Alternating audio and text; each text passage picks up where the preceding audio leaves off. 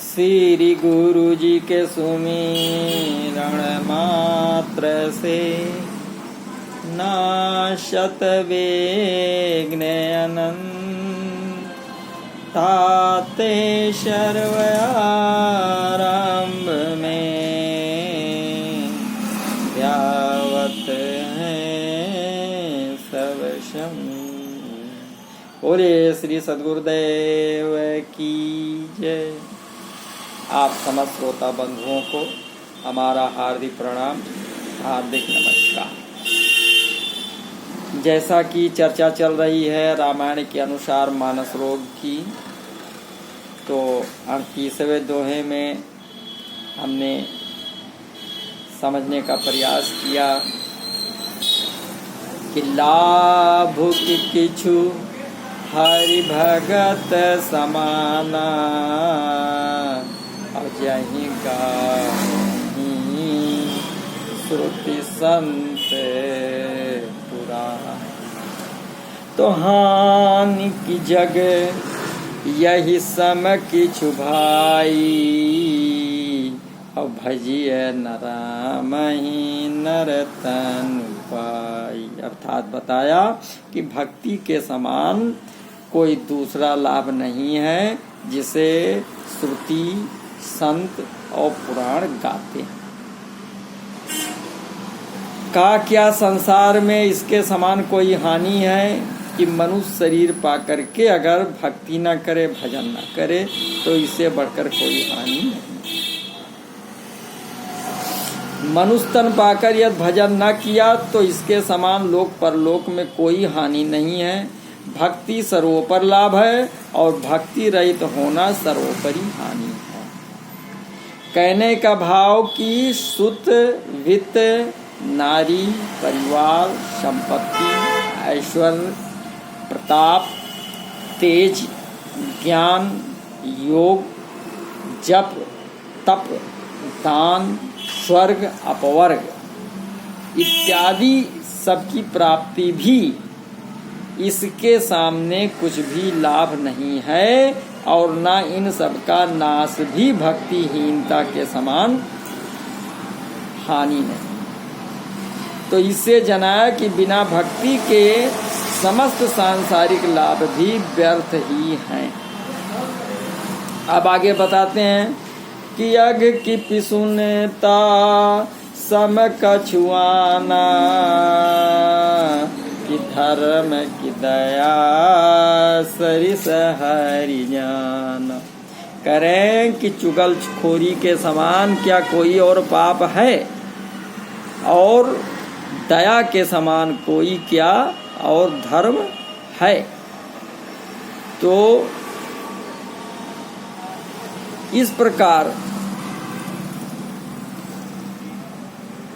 चुगली का वाचक और निंदा का उपलक्षक है। तो चुगली करना बहुत ही पापमय कार्य है। अब आगे गोस्वामी जी जो मूल सब्जेक्ट है कि मानस रोग, तो मूल सब्जेक्ट पर गोस्वामी जी आते हैं और वो बता रहे हैं कि गरुण जी को गोस्वामी जी काकभूषुंडी जी सुना रहे हैं। तो कह रहे हैं सुनाहूं तात अब मानस रोगा और जिनते दुख पावहीं सब लोगा। किससे? मोह सकल व्याधिन कर मूला और तिनते पुनि उपजहि बहुशूला।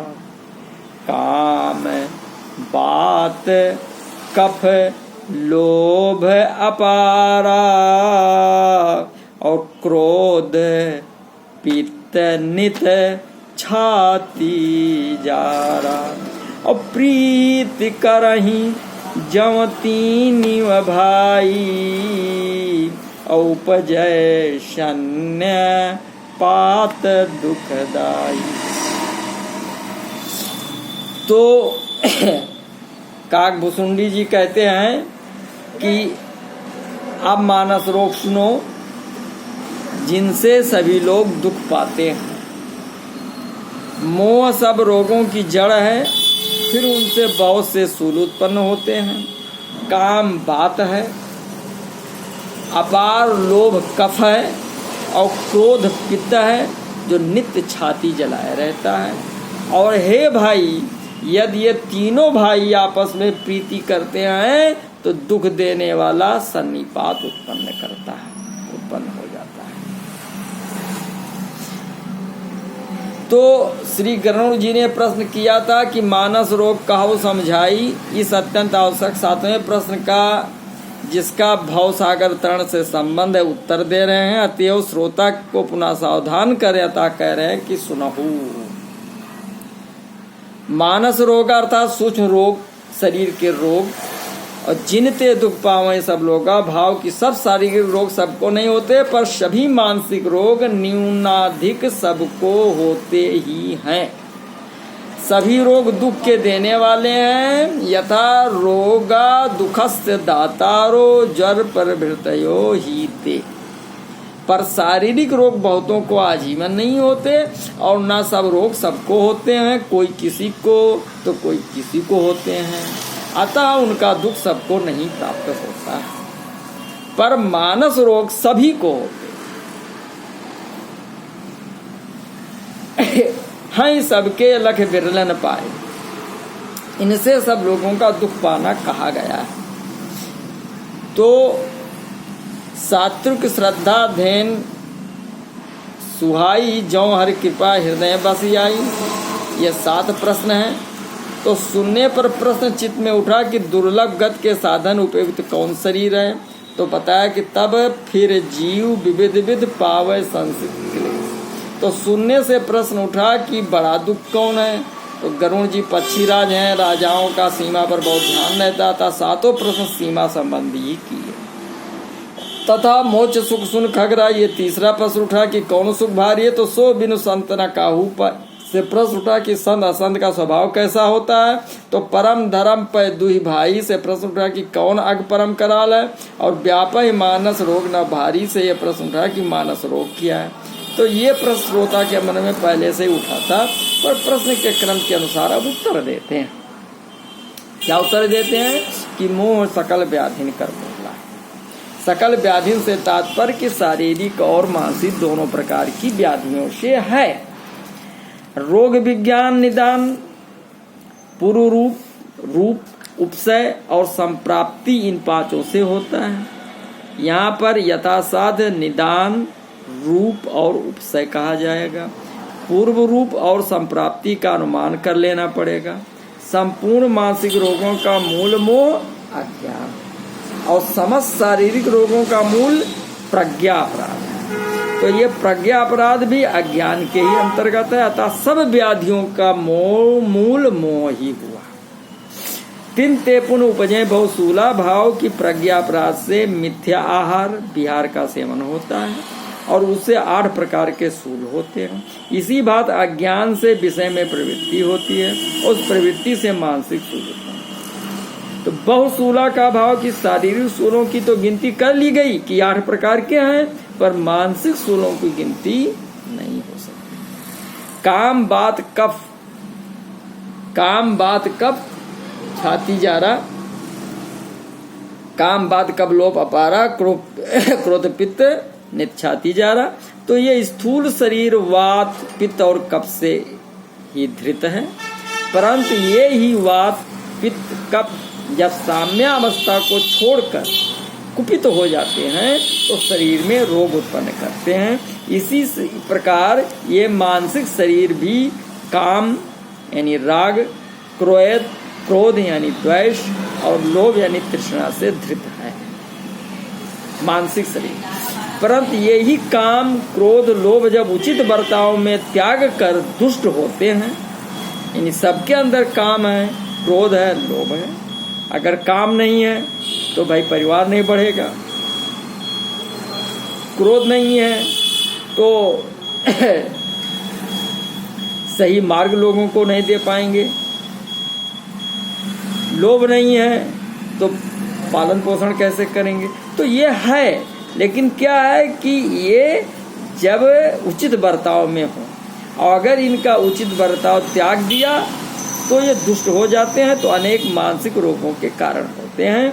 इनमें काम की उपमा वात से दी गई है, पित्त पंगु है, कफ पंगु है, वात मात्र गतिशील है। तो यहाँ जहाँ जहाँ पित्त कफ को ले जाता है वहीं ये बादल की भांत आकर वर्षा करने लगते हैं। तो इसी भांत मानसिक शरीर में काम है, ये क्रोध और लोभ का नेता है। वायु की प्रकृति शीतल है, वैसे ही काम की प्रवृत्ति भी प्रीत्यात्मक होती है।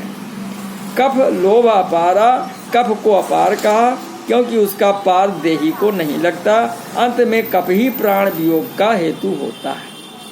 मरणासन अवस्था में कफ घेर लेता है, फिर उसे मनुष्य नहीं उल्लंघन कर सकता। तो इसी भांति मानसिक शरीर में लोभ है। ब्रह्मांड का प्रभुत्व मिल जाए तो भी ये तृप्त नहीं होता है। जिम प्रति लाभ लोभ अधिकारी, लोभ से ही मन का पतन होता है। क्रोध पित्त, यानी क्रोध को अग्नि कहा है और पित्त भी अग्नि है, तो दोनों दाह उत्पन्न करते हैं, दोनों से शरीर जलने लगता है, भ्रम होता है, मूर्छा होती है, यानी दोनों के वेग में छाती जलती रहती है। यह समानता है। तो काम लोभ क्रोध को वात कफ और पित्त से उपमित करने में कवि की आयुर्वेद विशारद तत्व की प्राप्ति प्रतीत होती है। काम को प्रथम कहा क्योंकि ये क्रोध और लोभ का जनक है, प्रेरक है। कफ और पित्त स्वयं जड़ है, तो ये वात यानी वायु की प्रेरणा से ही शरीर में कार्य करते रहते हैं। वातवश जीव को भय लज्जा आदि कुछ नहीं रह जाते। और कामातुराणाम न भयम न लज्जा, काम का अर्थ इच्छा वासना लेना भी उचित है। गर्भ उपनिषद में कफ पित्तादि का सामान्य प्रमाण दिया गया। जैसे कफ एक आढ़क बराबर 4 प्रस्थ बराबर 4 से 53 तोले 4 मासे, पित्त एक प्रस्थ 4 कुड़क बराबर 53 तोला 4 मासा। तो कफ चिकना होता है, शीघ्र बाहर निकलता नहीं, शरीर में गुप्त रहता है, बढ़ने पर क्षुधा को मंद कर देता है। यही लोभ के गुण लोभी में देखे जाते हैं।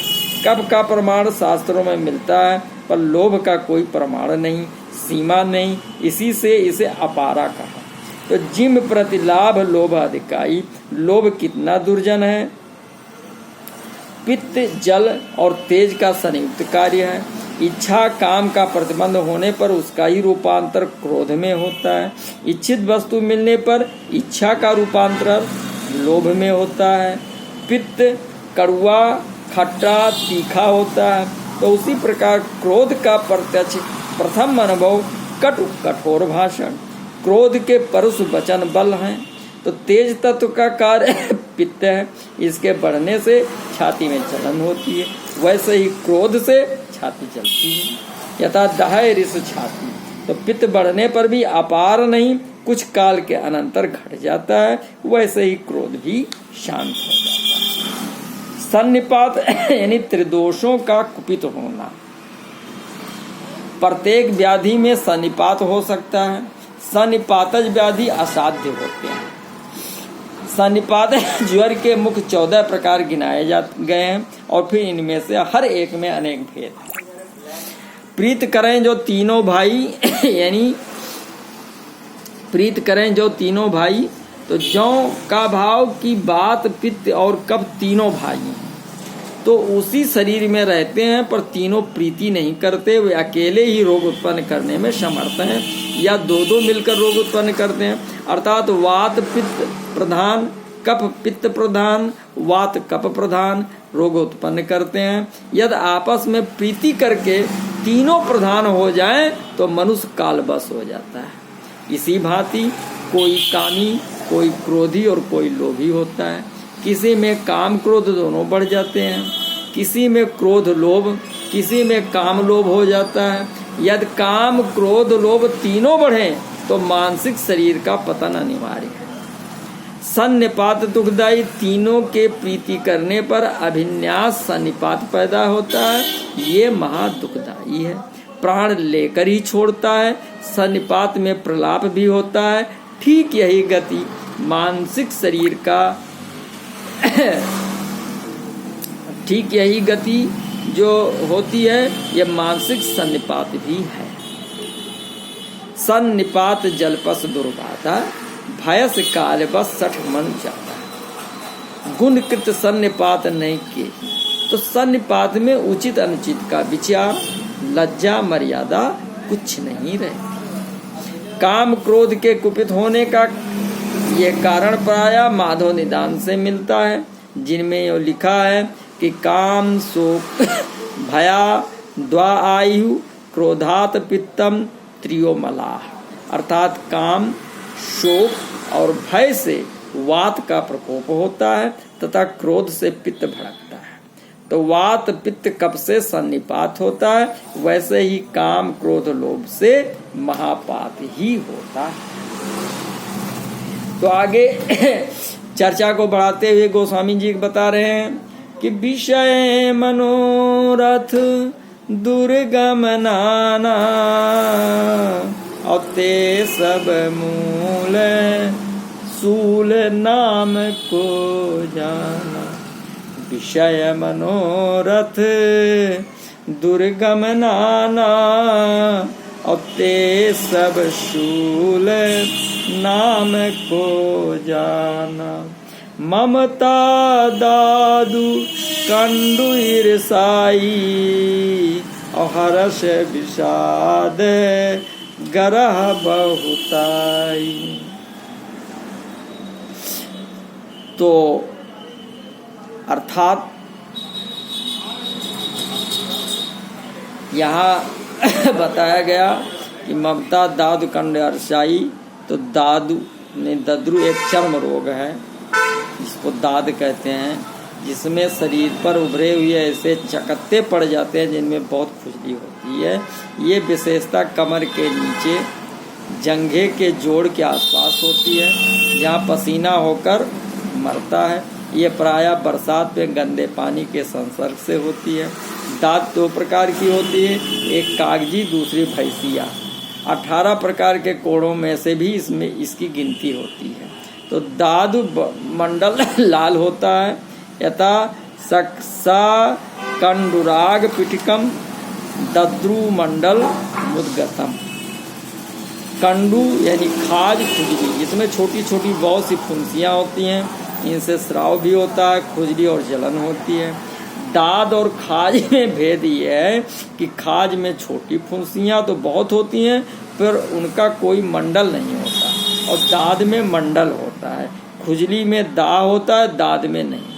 यथा नाम तो विसंत विधा वाह्यस तत्र मलोब्धवा तिल परमाण संस्थान वर्णा के सांब्रा आश्रया बहुपादाश्च सूक्ष्माश्च यू कालकाच्छाश्च नामता द्विधा ते कोठ पिंडिका कंडू गंडान प्रकुर्वते सूक्ष्मा वह्या पीडका श्रावत्या वामेत्युक्ता कंडुमत्या सदाहा। ये भी क्षुद्र पुष्ट है। जू और लीक इसके भी कारण हैं। गरह यानी महानुभाव ने गरह के भिन्न भिन्न अर्थ किए हैं। कोई तो इसे घेगा कहते हैं, ये गले का रोग है जिसमें गले में सूजन होकर बतौड़ा सा निकल आता है। कोई कंठमाला, गंडमाला या गलगंड कहते हैं। तो इस रोग में गले में छोटी छोटी बहुत सी फुड़ियाँ लगातार माला की तरह एक पंक्ति में निकलती हैं। तो ये रोग भी बड़ी कठिनता से अच्छा होता है, बहुत गहराई तक जाता है। माधव निदान में लिखा है कि दूषित वात कफ के गले के इकट्ठे होने से सूजन होकर यह रोग उत्पन्न हो जाता है। तो वात कफश्चापि गले प्रदुष्टो मनते संसृत्य तथैव भेदा कुर्वन्त गंडम क्रमशः स्वलिंगई समन्वितम तद गलगंडमाहु। और कोई इसको ग्रह का प्रभंस मानते हैं और अर्थ करते हैं हर्ष विषाद ग्रहों की अधिकता है। तो इसकी ग्रहणी संग्रहणी रोग अर्थ करते हैं। तो ग्रह गले का नाश करने वाला घेघा रोग है, ये शोथ रोगों में है। कफवात इसका मूल है, यानी हर एक का कारण कफवात ही है। तो पानी के विकार से उत्पन्न होता है, गला बढ़कर लटक पड़ता है, भीतर नसें पिराती हैं, तो यहाँ रोगों का शांग रूपक है। इससे अधिक लोग ग्रह से गले का रोग अर्थ करते हैं और कहते हैं कि ग्रह अर्थात संगत नहीं जान पड़ता, क्योंकि नवग्रह से यहाँ प्रयोजन नहीं है। तो देव, असुर, गंधर्व, यक्ष, पिशाच बहुत से ग्रह कहे गए हैं। यथा देवग्रह पौर्णाम अस्याम असुराः संध्यायोरपि गंधर्वा प्रायष्टो अम्याम यक्षाश प्रतिपद्यच्छ। तो किसी ग्रह में मनुष्य हर्षित होता है, किसी में विषादयुक्त, पर है उन्माद। तो उन्माद का वर्णन इस प्रकार है कि विरुद्ध दुष्टा शुचि भोजनानि परदर्शनम देव गुरु द्विज आनाम उन्माद हेतु भय हर्ष पूर्वो मनो अभिघातो विस्मास चेष्टा। इसमें देव, गुरु और द्विजों का अपमान करने से जो उन्माद रोग होता है, उसमें प्रत्यक्ष कारण सूर्याद्रि नवग्रह नहीं, बल्कि देवता ग्रह, असुर ग्रह, गंधर्व ग्रह, यक्ष ग्रह, पितृग्रह, सर्प ग्रह, राक्षस ग्रह, पिशाच ग्रह और भूत ग्रह, ये 9 प्रकार के ग्रह ग्रहण करने वाले, पकड़ने वाले हैं, जो उस मानव जीव को लगते हैं, तो वे ही ग्रह हैं। तो इसके अतिरिक्त बाल ग्रह भी हैं, इनकी संख्या भी 9 है।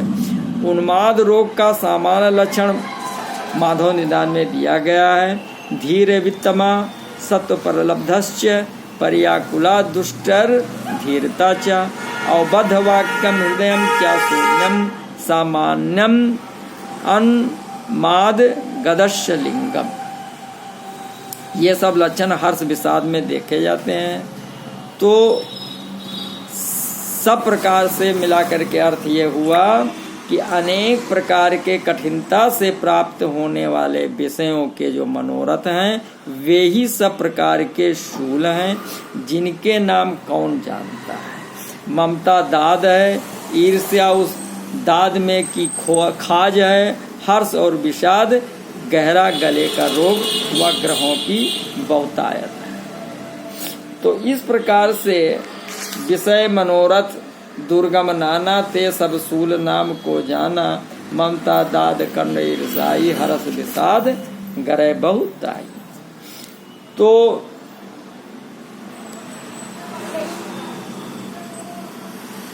विषय मनोरथ दुर्गम नाना, ममता दादू, कंड ईर्षाई, हरस विषाद, तो इस प्रकार से पूरे